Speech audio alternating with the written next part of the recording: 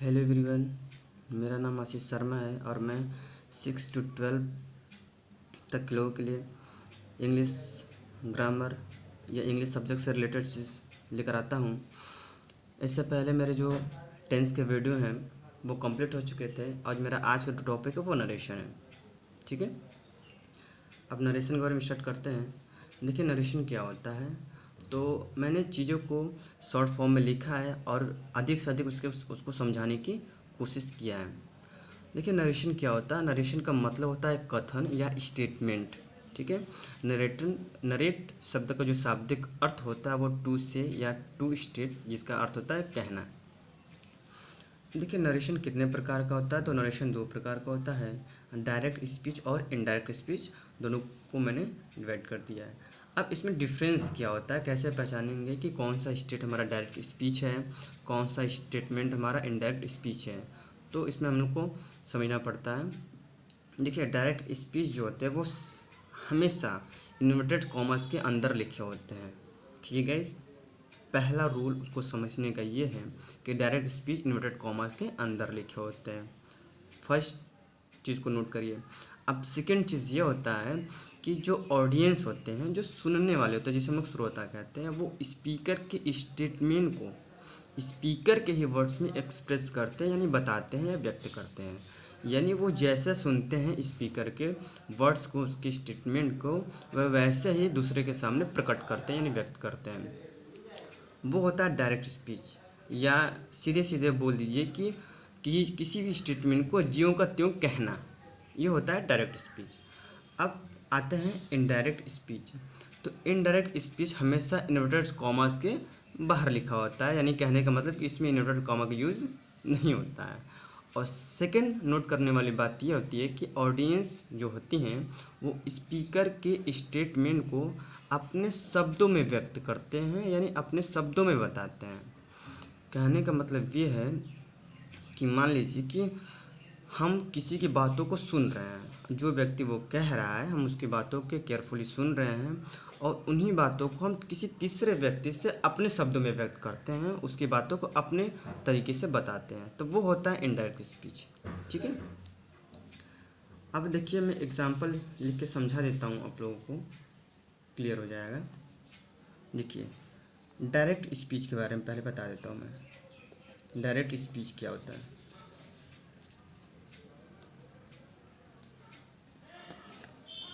मैंने स्टेटमेंट कोई लिख देता हूँ कि ही said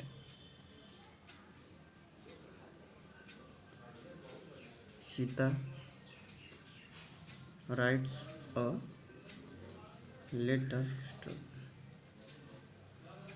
ठीक है गाइस, देखिए, इसको बोलते हैं डायरेक्ट स्पीच। कैसे पता चला। देखिए, ये जो स्टेटमेंट लिखा हुआ है वो डबल इन्वर्टेड कॉमास के अंदर है, ये चीज़ होता है।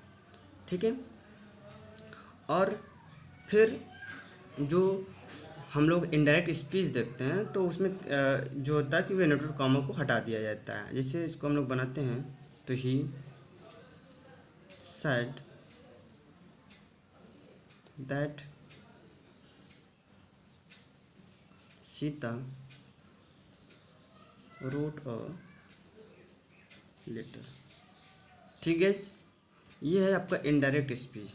क्या ये आपका इनडायरेक्ट स्पीच। देखिए, इसमें कई इन्वर्टेड कॉमा का यूज़ नहीं हुआ है। अब देखिए, ये इसमें दैट कंजंक्शन दैट का यूज़ हुआ है, तो ये सब रूल्स मैं आपको आगे बताता हूँ। तो ये डायरेक्ट स्पीच और इनडायरेक्ट स्पीच में केवल अंतर समझिए। हम देखिए आगे क्या कह रहा है, जैसा कि मैंने यहाँ एग्जाम्पल के जरिए समझा दिया हूँ।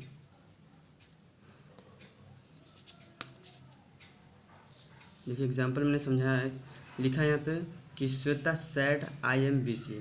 ये इन्वर्टेड कॉमा के अंदर यूज़ किया गया है, तो ये स्टेटमेंट जो है किस में बोला गया है, डायरेक्ट स्पीच में बोला गया है। और इसी को मैंने यहाँ पे लिखा हुआ है कि Shweta sad that she was busy.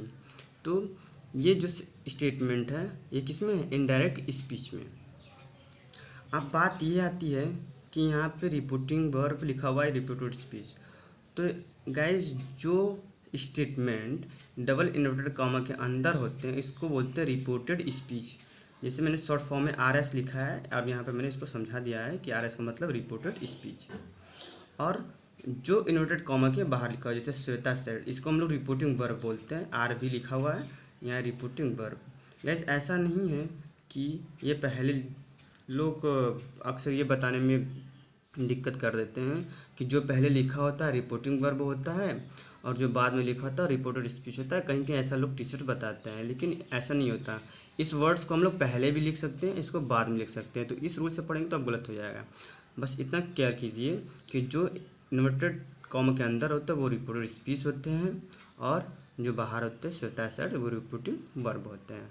तो आई थिंक आप लोगों को रिपोर्टिंग वर्ब और रिपोर्टेड स्पीच पता चल गया होगा कि क्या रिपोर्टिंग वर्ब है, क्या रिपोर्टेड स्पीच है। ठीक है, अब इसमें कुछ रूल्स आते हैं। इसमें बहुत सारे रूल्स हैं, इसको हम लोगों को केयरफुली समझना पड़ेगा और इसको समझने के लिए हमको अच्छा खासा हमारा टेंस क्लियर होना चाहिए, तभी गाइस आप लोग नरेशन को कंप्लीट कर पाएंगे, बना सकते हैं। तो देखिए इसमें पहला जो रूल्स है वो आता है चेंज ऑफ पर्सन का। चेंज ऑफ पर्सन का, तो चेंज ऑफ पर्सन में आप लोगों को देखिए मैंने लिखा है, ये एक छोटे से फार्मूला है, ये एक छोटे से फार्मूला है जिसको आप लोगों को याद करना पड़ेगा। यहाँ पर लिखा है सन बाई 1 2 3 यानी 123। अब इसका मतलब क्या होता है?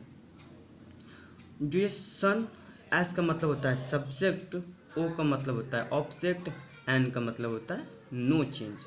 और यह जो पर्सन है, सॉरी, ये जो लिखा हुआ है सन, ये रिप्रेजेंट करता है किसको? रिपोर्टिंग वर्ब को।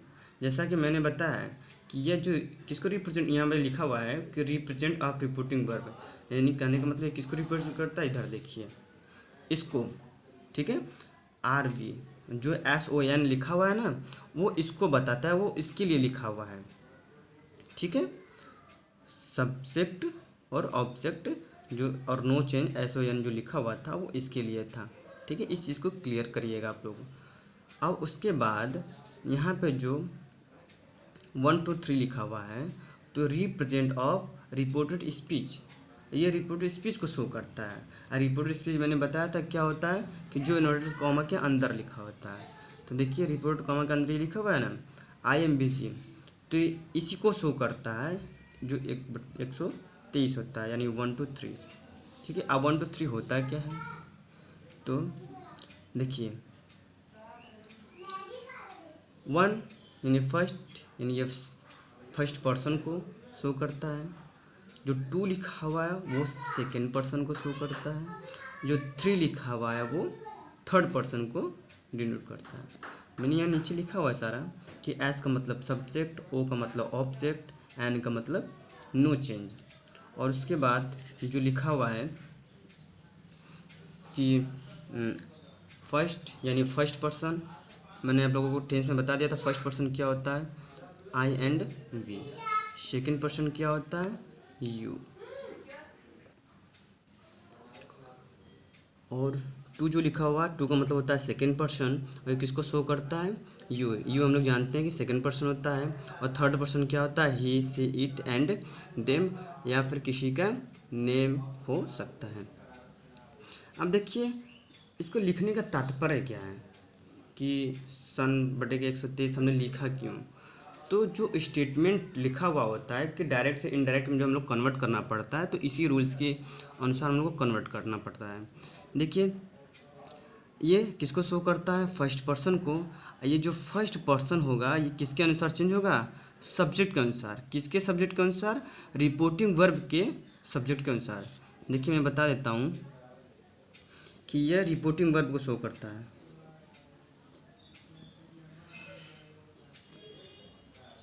ठीक है। ये जो ऊपर वाला लिखा हुआ रिपोर्टिंग वर्ब के लिए है, और ये जो नीचे वाला लिखा हुआ है किसके लिए लिखा हुआ है? रिपोर्टेड स्पीच के लिए लिखा हुआ है। सॉरी दिख नहीं रहा है, रिपोर्टेड स्पीच के लिए लिखा गया है, ठीक है। तो अब इसको थोड़ा ध्यान से सुनिएगा। रिपोर्टेड स्पीच का जो फर्स्ट पर्सन होता है वह रिपोर्टिंग वर्ब के सब्जेक्ट के अनुसार चेंज होता है, ठीक है। और जो रिपोर्टेड स्पीच के जो सेकंड पर्सन होता है वो रिपोर्टिंग वर्ब के ऑब्जेक्ट के अनुसार चेंज होता है।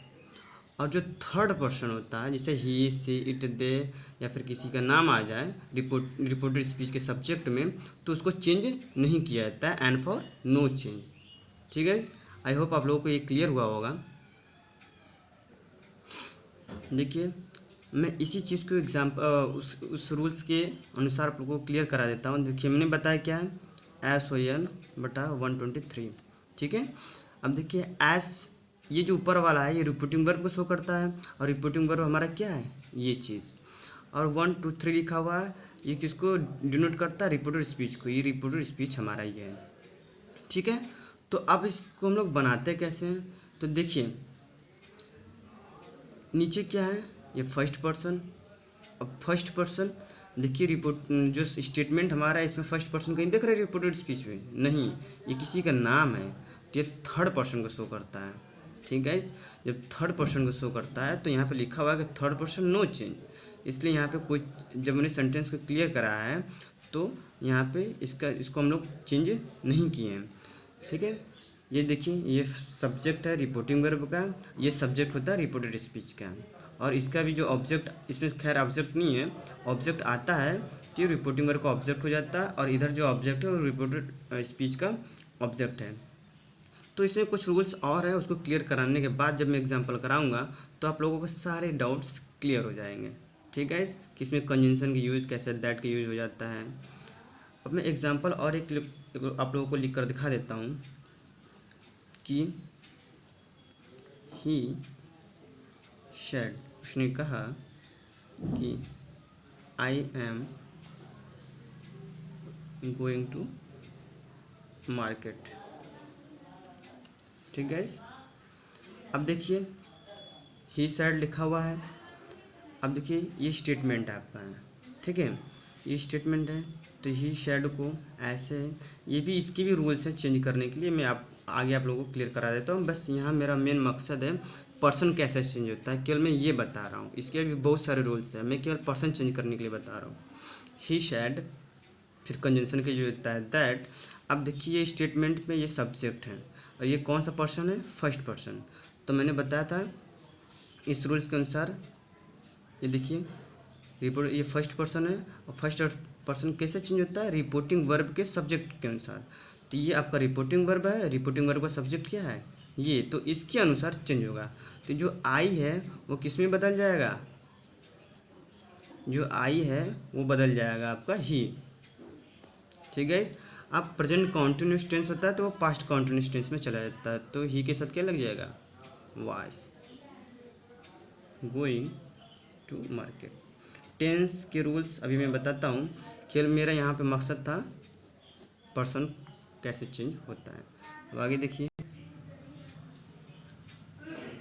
देखिए चेंज ऑफ टेंस, तो ये सेकंड टॉपिक आता है कि चेंज को जो टेंस होता है वो कैसे चेंज होता है।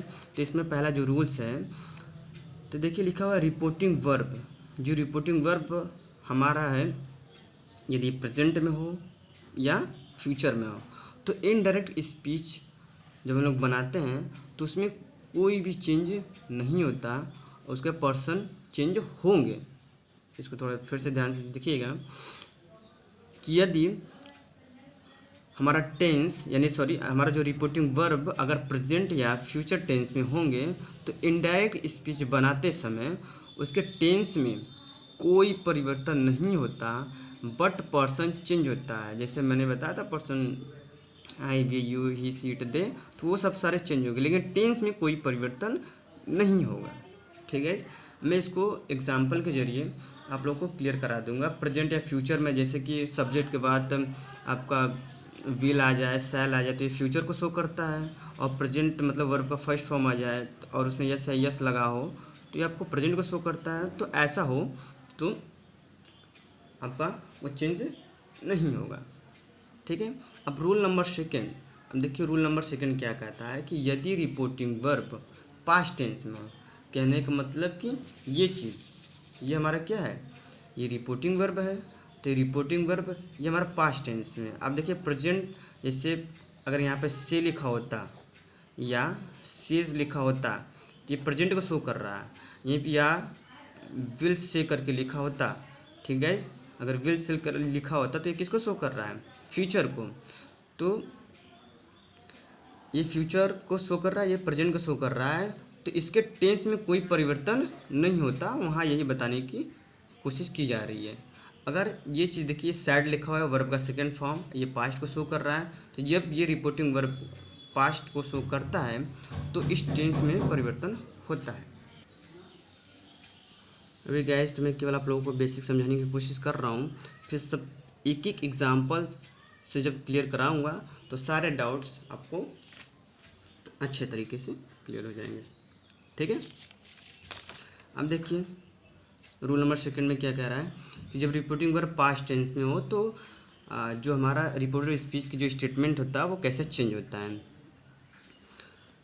देखिए यदि प्रेजेंट इंडेफिनिट टेंस में है, स्टेटमेंट हमारा अगर प्रेजेंट इंडेफिनिट में है तो उसको हम लोग पास्ट इंडेफिनिट में बनाते हैं, ठीक गाइस।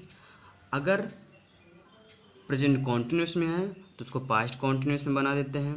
अगर प्रेजेंट परफेक्ट में है पास्ट परफेक्ट में, प्रेजेंट परफेक्ट कॉन्टिन्यूस टेंस में है तो उसको हम लोग पास्ट परफेक्ट कॉन्टिन्यूस टेंस में चेंज करते हैं। पास्ट इंडेफिनिट में है तो पास्ट परफेक्ट टेंस में चेंज करते हैं। पास्ट कॉन्टिन्यूस है तो पास्ट परफेक्ट कॉन्टिन्यूस टेंस में चेंज होता है, ठीक है। अब दो ऐसे टेंस होते हैं जिनमें कोई परिवर्तन नहीं होता है, जो पास्ट परफेक्ट टेंस, तो पास्ट परफेक्ट में पास्ट परफेक्ट टेंस का चेंज नहीं होता, और पास्ट परफेक्ट कॉन्टिन्यूस टेंस जो होते हैं वो भी इनडायरेक्ट बनाते समय उसमें भी कोई परिवर्तन नहीं किया जाता है। ये जो कंडीशन है वो कब कंडीशन है, जब हमारा रिपोर्टिंग वर्ब पास्ट टेंस में हो, ठीक है। इस चीज़ को थोड़ा ध्यान दीजिएगा। अब बात आती है रूल नंबर थर्ड की। मान लीजिए प्रेजेंट के लिए हो गया, ये पास्ट के लिए हो गया, ठीक है। यदि रिपोर्टेड स्पीच हमारा फ्यूचर में हो, ठीक है, यदि रिपोर्टेड स्पीच हमारा फ्यूचर में हो, देखिए ये जो बताया गया था सारे देखिए प्रेजेंट में है पास्ट में, केवल इन्हीं दो के बारे में बात किया गया था, फ्यूचर के बारे में बात नहीं किया गया, तो ये फ्यूचर की बात यहाँ पर किया गया है। तो अगर सैल है तो शुड में चेंज हो जाएगा। देखिए DSIS का मतलब होता है ये डायरेक्ट स्पीच है, ये इनडायरेक्ट स्पीच है। तो यदि ये डायरेक्ट स्पीच हमारा सैल लिखा हो तो उसको शुड में, विल लिखा है तो वुड में, सैल भी लिखा है तो शुड बी में चेंज करना पड़ेगा, विल भी है तो वुड बी में चेंज करना पड़ेगा, सैल हैव है तो शुड हैव में चेंज करना पड़ेगा, विल हैव है तो वुड हैव में चेंज करना पड़ेगा, ठीक है गाइस। अगर शैल हैव बीन है तो उसको शुड हैव बीन में चेंज करना पड़ेगा, ठीक है। ये इतने सारे रूल्स हैं। अब कुछ और रूल्स हैं आगे जो थर्ड पार्ट से, इसमें है चेंज ऑफ अदर पार्ट्स, ठीक है। क्या है चेंज ऑफ अदर पार्ट्स। देखिए डायरेक्ट स्पीच में स्टेटमेंट में लिखा मिलेगा दिस, तो इनडायरेक्ट बनाते समय दैट में कन्वर्ट कर देंगे। दिस लिखा हुआ मिलेगा तो इनडायरेक्ट में बनाते हुए दोज कर देंगे। हेयर को देयर में, नाउ को देन में, दस सो में, हेंस को देंस में, दिस डे को दैट डे में, टुमारो को द नेक्स्ट डे या द फॉलोइंग डे में कन्वर्ट करते हैं। इसी तरह यस्टरडे है तो यस्टरडे को हम लोग किस में कन्वर्ट करेंगे, प्रीवियस डे या बिफोर डे में कन्वर्ट करते हैं। कम को गो में कन्वर्ट करते हैं। अ ईयर अगो को अ ईयर बिफोर में कन्वर्ट करते हैं। ये इतने सारे रूल्स हैं। आपको इस रूल्स को क्लियर करने के बाद आप नरेशन को यानी डायरेक्ट और इनडायरेक्ट स्पीचेस को अच्छे तरीके से समझकर बना सकते हैं। ये सारे आपको क्लियर होने चाहिए। अब देखिए अब कौन कौन से सेंटेंस में बनते हैं, तो हम लोग जानते हैं कि सेंटेंस जो होते हैं 5 प्रकार के होते हैं, ठीक है। बता देता हूँ जो सेंटेंस होते हैं वो कितने प्रकार के होते हैं, 5 प्रकार के होते हैं, ठीक है। पहला असर्टिव सेंटेंस,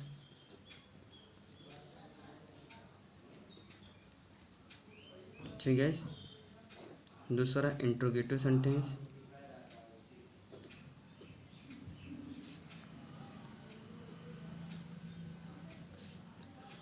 तीसरा है इम्परेटिव सेंटेंस,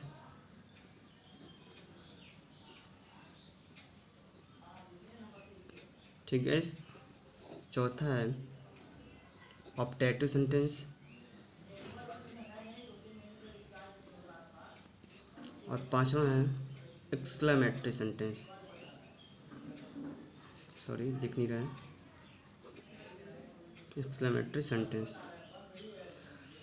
ये 5 सेंटेंस हैं। अब पांचों सेंटेंस के इनडायरेक्ट स्पीच बनते हैं, यानी रिपोर्टेड स्पीच बनते हैं। तो मैं आज के लिए पर्याप्त है।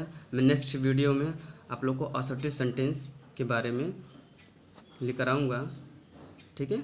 और उसके सारे कंसेप्ट को, एक एक एग्जाम्पल को अच्छे तरीके से क्लियर करा दूंगा, ताकि आप लोग को असर्टिव सेंटेंस में एक भी एग्जाम्पल में कन्फ्यूजन देखने के लिए ना मिले, ठीक है। थैंक यू गाइस, और आई होप आप लोग को मेरा ये वीडियो अच्छा लगा होगा तो मेरे वीडियो को लाइक करिएगा, चैनल को सब्सक्राइब एंड शेयर कीजिएगा। Thank you.